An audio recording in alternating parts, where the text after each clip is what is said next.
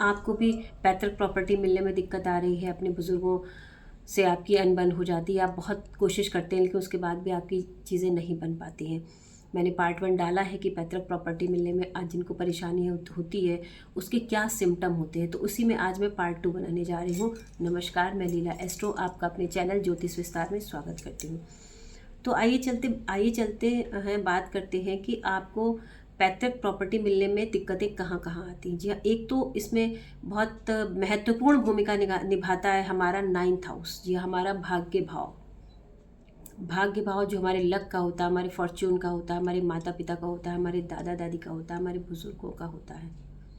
जब यही इफेक्टेड होता है हमारे जन्म पत्रिका में, कुछ हमारे ऐसे पास्ट लाइफ के कर्मास होते हैं जिसकी वजह से ये स्थितियाँ उत्पन्न होती हैं, तो हमें हमारे भाग्य में और हमारे बुज़ुर्गों की प्रॉपर्टी में दिक्कतें आती हैं। मतलब हमारे बुज़ुर्गों से भी हमारी अनबन चलती रहती है। तो इसके लिए अब क्या क्या किस किस तरह के ग्रह बैठे होते हैं। मान लीजिए आपके भाग्य भाव में राहु, शनि, केतु इस तरह के ग्रह बैठे हुए हैं, तो अमूमन सी बात है कि वो दिक्कत करेंगे ही करेंगे। क्रूर ग्रह बैठे हुए हैं, मान लीजिए आपके मंगल बैठे हुए हैं, वो भी वहाँ पे दिक्कत करेंगे।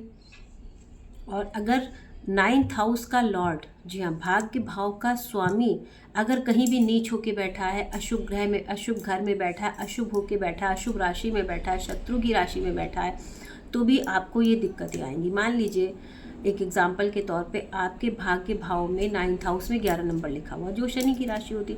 अब यही शनि आपका जो है आपके एकादश भाव में, लाभ भाव में नीच का होके बैठ जाए। अगर आपकी मिथुन राशि है, मिथुन लग्न है, तो 1 नंबर वहाँ पे पड़ेगा, 1 नंबर वो शनि नीच का होके बैठ गया। तो आपके बुज़ुर्गों से आपको हमेशा प्रॉब्लम आती रहेगी। जी हाँ, मतलब एक साधारण बातचीत भी कभी भी आपके उनके साथ संबंध जो है बहुत मधुर नहीं हो पाएंगे, आप कितनी भी कोशिश कर लीजिए। और कहीं आपका भी इरिटेटिंग अगर नेचर है, आपका भी जुपिटर 7th हाउस में बैठा हुआ है और इस तरह की, तो फिर कहने क्या, फिर तो 36 का आंकड़ा हो जाता है। कहने को हमारे बुजुर्ग होते हैं, हमारे माता पिता होते हैं, लेकिन 36 का आंकड़ा चलता है।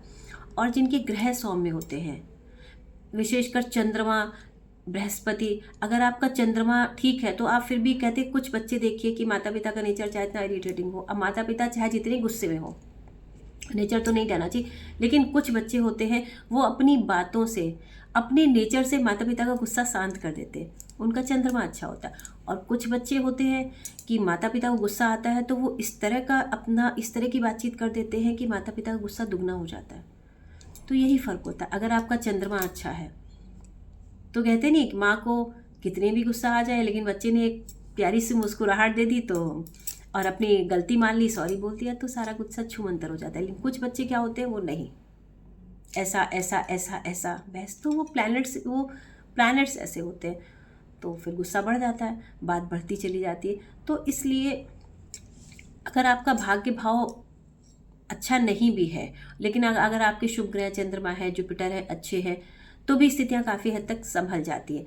लेकिन मेन भूमिका भाग्य भाव की होती है। भाग्य भाव का स्वामी अगर नीच होके बैठा है कहीं पे, या भाग्य भाव में राहु केतु और शनि बैठे हुए हैं, तो बुजुर्गों के साथ 36 का आंकड़ा रहता ही रहता है, बिल्कुल भी नहीं पटती है। जी हाँ, और कहते हैं 9th हाउस में जब शुक्र बैठता है तो आप 4 रोटी की जब मेहनत करते हैं ना, तो आपको सिर्फ 2 रोटी नसीब होती हैं। जी हाँ, इस तरह की स्थितियाँ उत्पन्न हो जाती। या 9th हाउस का लॉर्ड जो है 8th हाउस में राहु केतु शनि के साथ बैठ जाए, या 9th हाउस का लॉर्ड जो है लाभ भाव में राहु केतु शनि के साथ बैठ जाए, या 9th हाउस का लॉर्ड 3rd हाउस में बैठ जाए नीच का होके। जब इतने सारे कॉम्बिनेशंस होते हैं कि आपको मैं 10 मिनट 15 मिनट के वीडियो, 1 घंटे का वीडियो भी बनाऊँ ना, तो भी वो कॉम्बिनेशंस मैं पूरे बता नहीं पाऊँगी, क्योंकि ज्योतिष शास्त्र हमारा जो है पूरा समुद्र है, और समुद्र में से मोती निकाल के लाना, जी हाँ, प्रोडक्शन करना, समुद्र में से मोती निकाल के लाना है, इसके लिए शायद एक उम्र भी कम पड़ती है। तो कुछ ऐसे कारण होते हैं जिन्हें हम यहाँ बता सकते हैं कि भाई इस तरह के कारण हैं। तो आप भी देखिए अपना भाग्य भाव, अगर आपको पैतृक प्रॉपर्टी मिलने में दिक्कत आ रही है और आपका लक भी अच्छे से काम नहीं कर रहा है, या आपका लक अच्छे से काम कर रहा है, आपका चंद्रमा अच्छा है, आपका गुरु अच्छा है, आपका सूर्य अच्छा है, तो आपका लक अच्छे से काम कर रहा है, लेकिन आप अपने क्षेत्र में तो पारंगत हो रहे हैं, लेकिन कहीं ना कहीं बुजुर्गों की प्रॉपर्टी से आपको दिक्कत आ रही है। इस तरह की स्थितियां हो रही हैं। तो देखिए आप अपना भाग्य भाव, जी हाँ, 9th हाउस देखिए, उसमें क्या ग्रह बैठे हुए हैं, वहाँ का स्वामी कहाँ बैठा हुआ है, नीच होके बैठा है, किस तरह का बैठा हुआ है। अब वैसे तो मैं एक आध रेमेडी बता देती हूँ, लेकिन ये टॉपिक इतना, कहते हैं ना कि इतना सेंसिटिव टॉपिक है कि इस पे कोई भी रेमेडी बताना, मतलब कहते नहीं कि एक छोटी सी टैबलेट भी आपको नुकसान कर जाएगी, वो भी आपको, अगर डॉक्टर ने एक छोटी सी टैबलेट गलत लिख दी तो आपको एलर्जी हो जाएगी। इसी तरह ज्योतिष शास्त्र है, अगर एक छोटा सा उपाय भी आपको सूट नहीं किया तो आपको बहुत प्रॉब्लम क्रिएट हो जाएगी। इसलिए इस टॉपिक पे मैं कोई, पिछले वीडियो में मैंने कोई रेमेडी नहीं बताई थी और अभी में मैं कोई रेमेडी नहीं बताऊंगी आपको। अगर आपको इस तरह की दिक्कत है तो आप जो है किसी अच्छे एस्ट्रोलॉजर से संपर्क कीजिए। आप मुझसे भी संपर्क कर सकते हैं, मेरा नंबर स्क्रीन पे रहता है, और मेरा नंबर मैं डिस्क्रिप्शन में दे देती हूँ, स्क्रीन पे नहीं देती हूँ, डिस्क्रिप्शन में दे देती हूँ, क्योंकि जो भी कमेंट्स आते हैं तो वो बोलते हैं कि मैं आपको कहाँ संपर्क करूँ। तो आप वीडियो के नीचे जो मोर ऑप्शन होता है उस पर क्लिक करेंगे तो वो खुल के आएगा, उसमें डिस्क्रिप्शन में मेरा व्हाट्सअप नंबर रहता है, और उस पर व्हाट्सअप पर आप अपनी समस्या लिख के आप डाल दीजिए। जी हाँ, तो और एक छोटा सा शुल्क मैंने रखा है, बहुत बड़ा शुल्क नहीं रखा है, क्योंकि मैं इस काम में उतरी ही हूँ समाज सेवा करने के लिए, क्योंकि मेरा अपना जीवन भी बहुत क्रिटिकल झंझावत से भरा हुआ मुझे देख के तो नहीं लगता, लेकिन मेरा जो रियल जीवन है वो बहुत, मतलब बहुत परेशानी में डूबा हुआ जीवन है। तो मैंने ज्योतिष शास्त्र सीखा ही इसीलिए है। मेरे पुरखे जानते थे, जो बुज़ुर्ग थे वो जानते थे इस विषय में, मेरे मायके के बुज़ुर्ग इस विषय में बहुत कुछ जानते थे, लेकिन कुछ दुर्भाग्य ऐसा रहा कि वो बहुत जल्दी हमसे दूर हो गए और उनका, उसका फ़ायदा हमें नहीं मिल पाया। मैंने उस परंपरा को जीवंत किया और इस क्षेत्र में उतरी, और इस क्षेत्र में मुझे 4 साल हो चुके हैं उतरे हुए।